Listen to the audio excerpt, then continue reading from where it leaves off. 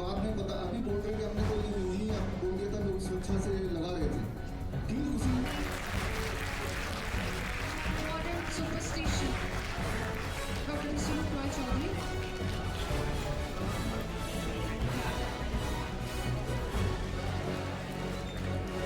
करीबन 30 से 40 ग्राम, तो आप देख सकते हैं 30 से 40 ग्राम करीबन इतनी क्वांटिटी होती है। अब आप इसको अच्छे से वॉश कर लें और अब आपने पानी को बॉईल करने के लिए रखना है और बॉईल करते वक्त इनको जो वॉश करा हुआ है उसको अच्छे से क्रश कर लें हाथ से और पानी में उबालने के लिए डाल दें। अब पानी बस ये 3-4 घंटा में बस व्यास का speech, eye contact, hand clapping, बहुत कुछ इम्प्रूवमेंट हुआ अभी और बहुत बाकी है अभी। तो मैजिक का एकदम बिल्कुल विश्वास नहीं होता है कि हाँ बिल्कुल मैजिक हुआ है, एकदम सडनली हम लोगों ने एकदम मैजिक हुआ है।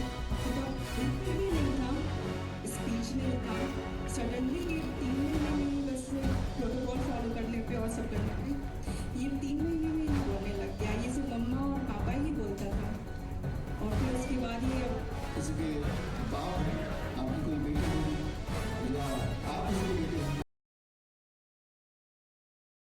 हमारी मौजूदगी दिल्ली में है और एक बार मैं कैमरा पर्सन से कहूँगा एक तस्वीर दिखाई है जिस पे लिखा हुआ है अगर शेर काट ले तो। कहीं ना कहीं जो डॉक्टर बीआरसी हैं वो लगातार जो नेचुरल दवाई है या ऑटिज़म की हो और एक ये बोस प्रोडक्ट है, आज इनका बुक लॉन्च भी है, तो आज हम सीधी बातचीत करेंगे और पूरे प्रोग्राम को आपको दिखाएंगे। तो जुड़े रहिए आप हमारे साथ, आगे का प्रोग्राम देखिए वीडियो के अंदर। कैसे हैं? बहुत बढ़िया है सर। क्या नाम होगा? मेरा नाम डाइटिशियन विक्रम कुमार है। क्या कहेंगे जो डॉक्टर बीआरसी लगातार डीआईपी के बारे में बताते हैं? मैं इसके बारे में ये कहना चाहूँगा कि डीआईपी डाइट जो है एक डिसिप्लिन इंटेलिजेंट फूड ये है जो कि ये इतना बेहतरीन है कि ये हर डिजीज़ पे काम करता है। यहाँ तक कि मैंने बहुत सारे पेशेंट को के ऊपर अप्लाई भी किया, मोटापे से जो परेशान थे, डायबिटीज़ से जो परेशान थे, यहाँ तक कि वो एक महिला थी जो लेडीज़ डॉक्टर थी स्वयं वो, और डॉक्टर होने के बावजूद भी शादी के 10 साल हो गए चुके थे, माँ नहीं बन पाई थी। तो हमने उनको डाइट रिकमेंड किया और आयुर्वेदिक मेडिसिन रिकमेंड किया, तो उन्होंने विदिन 3 महीने के अंदर वो पॉजिटिव हुए और अभी लगभग 2 महीने हो रहा है उनके घर में लक्ष्मी भी आई। तो डाइट तो एक अमेजिंग चीज़ है।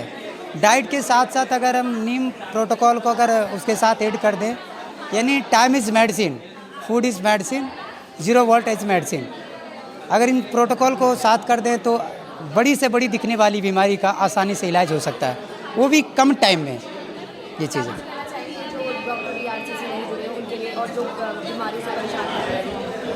मैं ये कहना चाहूँगा कि अगर 15 अगस्त 1947 तक देश अंग्रेज़ों का गुलाम था और आज भी अंग्रेज़ी दवाओं का गुलाम है। अगर वो चाहते हैं कि हम अंग्रेज़ी दवाइयों से गुलाम से दूरी हों, हम अपने आप को आज़ाद कर पाएँ, क्योंकि एक सर्वे रिपोर्ट बताता है कि एक इंसान का कमाई की पूरी ज़िंदगी का जब वो बीमार पड़ता है तो डॉक्टर के यहाँ चला जाता है कुछ ही हफ्तों में, और उसके पास कुछ नहीं रह जाता है, जान भी जाता है और माल भी जाता है, यानी दोनों का दोनों चला जाता है। लेकिन हमारे पास अगर डॉक्टर बीआरसी के प्रोटोकॉल्स को अगर वो अपनी लाइफ में इम्प्लीमेंट करता है तो उनका दोनों का जान भी बचता है और माल भी बचता है।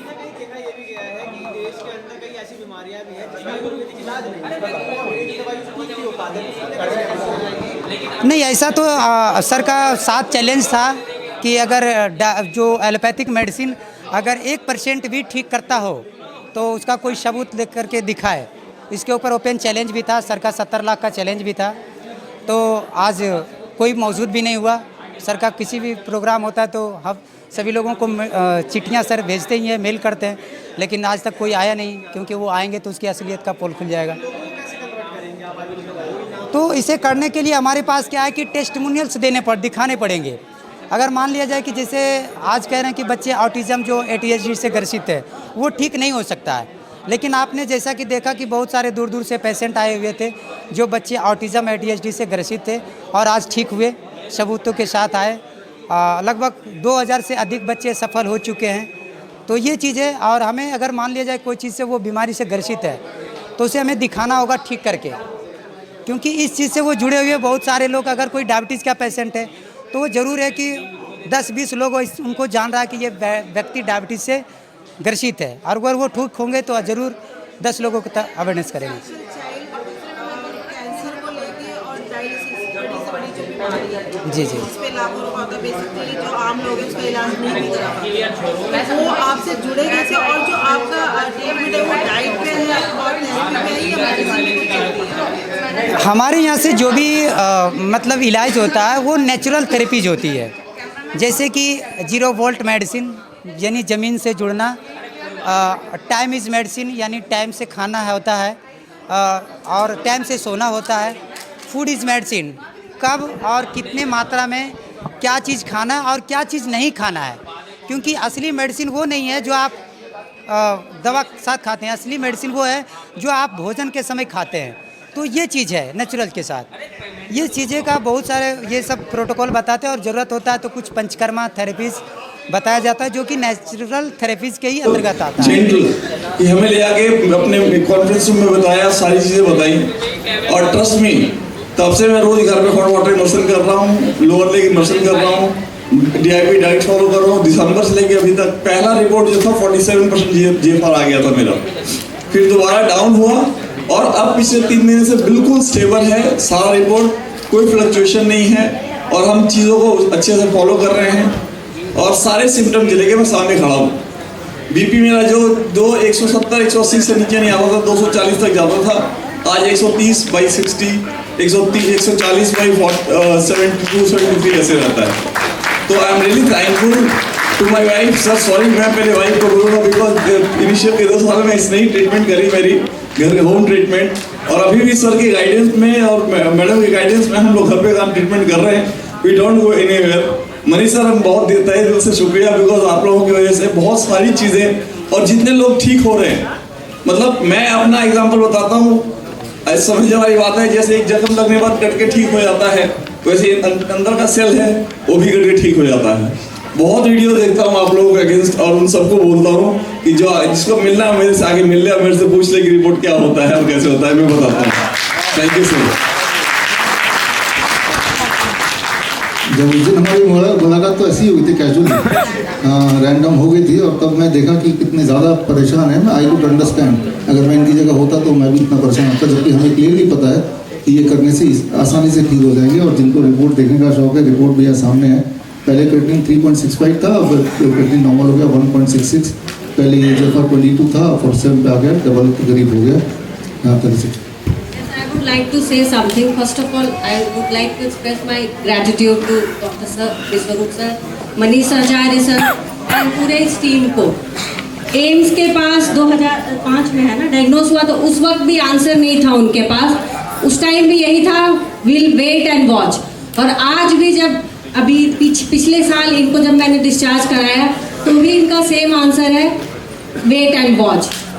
बहुत सारी चीज़ें कॉम्प्लिकेशंस डेवलप हो गई, हार्ट के सैक में पानी भरना, लंग्स में पानी भर जाना, पूरे बॉडी में पानी भर जाना, ये कहीं ना कहीं मतलब चीज़ों को याद नहीं रख पा रहे थे, बड़बड़ाना, बोलना, ब्रेथलेसनेस चल रही थी। और मैंने इनको हॉस्पिटल के अंदर ICU के अंदर डॉक्टर कैसे इनको वेंटिलेटर तक पहुंचा दिया, मैंने लाइव देखा हुआ है। इसीलिए डॉक्टर के अंदर एलोपैथिक मतलब देखा जाए तो सिर्फ इट्स एन एमरजेंसी के लिए है और किसी चीज़ के लिए नहीं है। अगर लाइफस्टाइल डिजीज़ है, क्रॉनिक डिजीज़ है, तो हमें अपने लाइफस्टाइल को सुधारने की ज़रूरत है और कुछ भी करने की ज़रूरत नहीं है। डाइट ठीक करना है, और सर ने जैसे DIP डाइट, 0 वोल्ट थेरेपी और टाइम एज मेडिसिन, बस इनको करके मैंने ये रिजल्ट देखा। और BP के लिए मैं एक और चीज़ बोलना चाहूँगी, मैंने ये DIP diet religiously last 3 month से फॉलो कर रही हूँ, फिर भी थोड़ा बहुत BP शूट अप करता था, अराउंड 160, 170, कभी कभी 250 भी चला जाता है जब इनको एक इवेंट में एक्सर्शन ज़्यादा हो जाता है। लेकिन मैंने एक चीज़ नोटिस किया कि मैंने इनका कंप्लीट मीठा बंद कर दिया, तो इनका BP ऐसे ही आज 3 दिन से इंसुलिन स्पाइक ना होने की वजह से BP बिना मेडिसिन के नॉर्मल रह रहा है। तो मैं सबको आपको मैसेज देना चाहती हूँ कि insulin is the main cause जो BP को स्पाइक करता है, ना कि सोडियम। ये गलत है, ये मिथ है, मैंने ये प्रैक्टिकली करके देखा है इनके ऊपर। So I would like to express express my gratitude to all this organisation और सभी आप जितने भी आम जनता है, मैं हमें जागरूक होने की ज़रूरत है। ये सारा मिथ है, हमें मिसगाइड किया जा रहा है। एलोपैथिक सिर्फ जहर है, व्यापार चल रहा है और कुछ भी नहीं। धन्यवाद। आपने मोटिवेट किया, अपने आप को ठीक किया, आपने मैसेज भी दिया कि आप जैसे और भी जो पेशेंट्स हैं जो भी हमें देख रहे हैं वो सब भी घर बैठे ही ठीक हो सकते हैं। घर बैठे ही ठीक हुए, आप ना तो हमारे क्लिनिक आए ना हॉस्पिटल गए। तो ये बड़ा मैसेज है कि बड़ी से बड़ी दिखने वाली बीमारी आसान से आसान तरीके से घर पे ही ठीक हो सकती है। घर पे भी नहीं, घर पे ही। तो ये आसमान। एक चीज और है कि मेरी वाइफ ने डिसाइड किया है कि सर के तीनों कोर्स करके सभी सर के साथ काम करेंगे। कि आपने एग्जाम्पल देखा तो आप दुनिया में कंट्रीब्यूट करना चाहते हैं। Most welcome.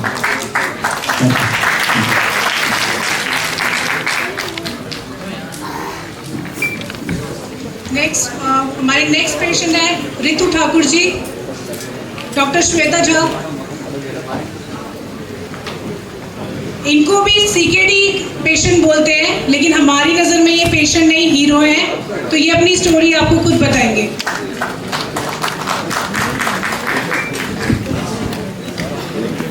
सबको नमस्ते। मैं रितु ठाकुर गुड़गांव से। मैं सीकेडी की पेशेंट थी, अब मैं प्योर हूँ।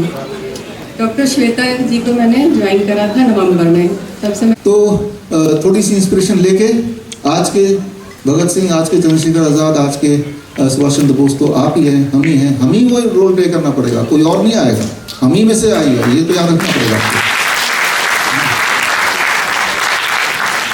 7 मार्च यानी कि आज के दिन 2020, उस दिन भी सैटरडे था, आज भी सैटरडे है। हमने network of influenza care expert को स्टार्ट किया, right. That is the foundation day कि हमें अपनी आर्मी तैयार करनी पड़ेगी। हमारे अपने लोग जिनको सही बात ट्रेनिंग दे के जो घर घर पहुँचे, और आप में से भी कई सारे थे, हाथ रेस कीजिए, आप में से थे तो यहाँ पे कई सारे थे, ये यहाँ पे पीछे भी हैं, उधर पीछे भी बैठे हैं। आप लोग सब 2020 से जुड़े हैं, राइट, इस फाउंडेशन डे से। और हर डिस्ट्रिक्ट में हमारे कम से कम एक एक्सपर्ट, जितनी हमारी हिम्मत थी, जितनी हमारी पहुंच थी, आप सब लोग मिलके और ऐसे करीब 800 लोगों की टीम हर डिस्ट्रिक्ट में घर घर जाके उनका मास्क उतार के 3 स्टेप फ्लूइडाइट दे के लोअर लेग हॉट वाटर में इमर्शन करके उनको ठीक करने का काम हमने लिया हाथ में। और साथ में ये बताने का कि ये खेल है और खेल क्यों है, ये भी अवेयरनेस अलग अलग तरह से फैलाया। और बल्कि उस वक्त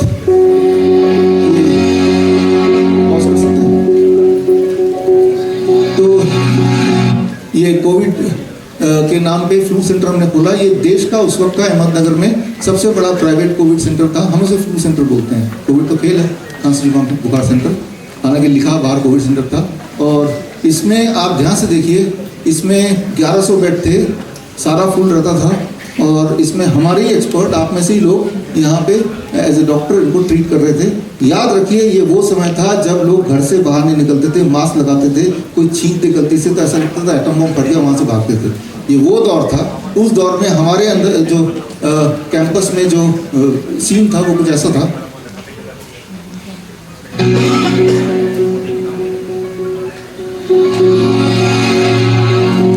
आपको कहीं कोई मास्क दिख रहा है, कोई सोशल डिस्टेंसिंग दिख रही है, कोई सैनिटाइजर? ये सब हमारे बच्चे हैं। ये 8 साल की है, आप कितने साल की हो?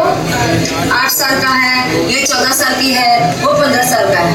तो ये सब छोटे बच्चे हैं हमारे यहाँ पे कोरोना पॉजिटिव पेशेंट्स बिल्कुल फिट हो गए। हमारी जो जीत हुई है उसका वीडियो अभी जस्ट आपके सामने आने वाला है।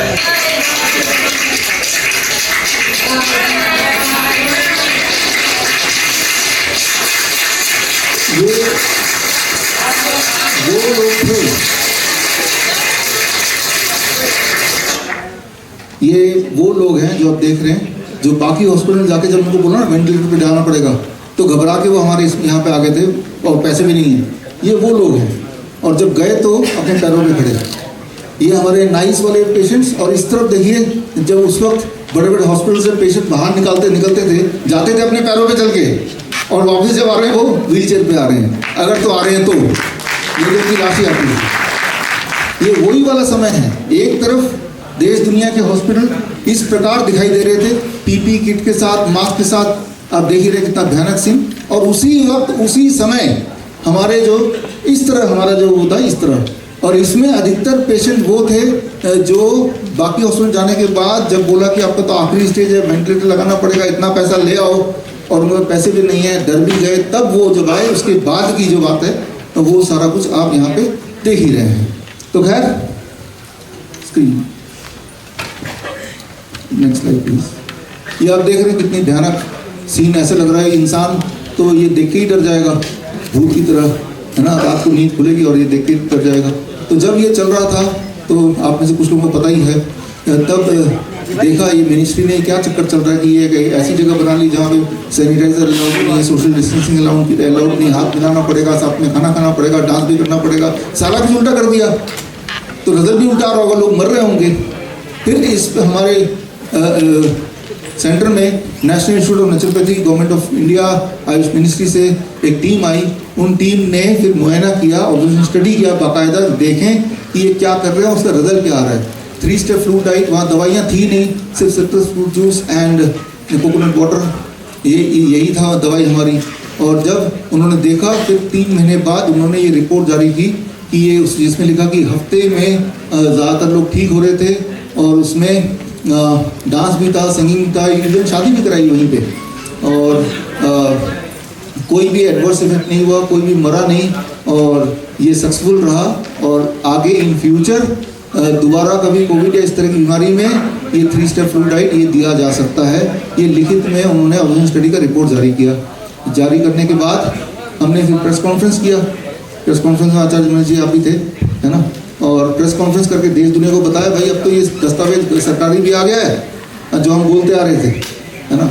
और उसके बाद जब ये जाहिर हो गया कि भाई ये तो कोरोना नहीं था, ये तो फ्लू था, और ये सारा कुछ रिटर्न में है, तो फिर अगले 2 दिन बाद आयुष मिनिस्ट्री ने एक प्रेस विज्ञप्ति हमारे अगेंस्ट जारी किया 28 जुलाई 2021, जिसमें लिखा कि हाँ हमने ऑब्जर्वेशन स्टडी किया था, हाँ कुछ ऐसे हमने ऑब्जर्व किया, लेकिन अभी ये हमने अप्रूव नहीं किया, हम इस पर और स्टडी करेंगे और गहन अध्ययन करेंगे फिर अप्रूव करेंगे। लेकिन अब ये बात है 2021 की, आज 5 साल भी हो गए, अभी तक उसमें गहन स्टडी पूरी नहीं हुई। तो यहाँ पे समझना होगा कि कोई चीज़ का आसान अगर कोई सोल्यूशन है भी तो सोल्यूशन आप तक ना पहुँचे उसके लिए किस तरह का खेल खेला जाता है। तो ये सारी जो खेल है तो ये सारा लिखित आप इंटरनेट सर्च करेंगे तो वो सब आपको सारे प्रोपेगेंडा मीडिया मिल जाएगा कि भाई नहीं अभी अप्रूव नहीं किया, अभी तो कढ़ाई भी दवाई भी कढ़ाई भी यही चलने दो, है ना, जब उनकी पोल खुलने लगी। और उसी दौरान हमने कई सारी किताबें 2020 की किताबें हैं ये सारी रिलीज़ की, और इसमें फिर जब मंकी पॉक्स आया तो मंकी पॉक्स की किताब रिलीज़ की। मंकी पॉक्स का खेल को एक्सपोज करने के लिए डॉक्टर नमिता जी है, please come, doctor Namita MBBS MD है, तो हमने इन्होंने वॉलंटियर की मैं अपनी ब्लड देती हूँ मंकी पॉक्स का टेस्ट करने के लिए। इनके ऊपर जब टेस्ट 25 बार किया गया तो ये दुनिया की पहली मंकी पॉक्स पॉजिटिव डॉक्टर बन गई। तो मतलब ये कि अगर आप मंकी पॉक्स वाला टेस्ट अगर 25 बार कर देंगे किसी एक इंसान पे तो चांसेस आर कि मंकी पॉक्स पॉजिटिव आ ही जाएगा। बोलने का मतलब ये है कि अगर हमें ये दिखाना हो कि हमारे देश में 1 lakh monkey pox positive case है तो कितने टेस्ट करने पड़ेंगे 1 लाख के लिए? 25 लाख करने पड़ेंगे हर 25 में से, है ना। तो इस तरह से प्रूफ के साथ हमने पिछले साल जब HMTV का खेल शुरू हुआ था तब भी ऐसे हमने किया और वो किताबें रिलीज़ की। ये किताबें आप ऑनलाइन भी देख सकते हैं, मेरे वेबसाइट से भी ले सकते हैं। ये सारा कुछ मैं क्यों बता रहा हूँ, क्योंकि ये सारी रीसेंट मेमोरीज हैं आपकी, ये सारी चीज़ों को आपने जिया है, अभी देखा है अपने आप सामने प्रोपेगेंडा मीडिया में क्या चल रहा है, लेकिन असलियत क्या है इसमें दर्ज है, राइट। अगर इसमें से कुछ भी झूठ होता तो मैं यहाँ पे खड़ा होकर ये भाषण दे नहीं पाता, ये बात को आपको समझना पड़ेगा। और ये वैसे भी ये सारे एविडेंस बेस्ड है।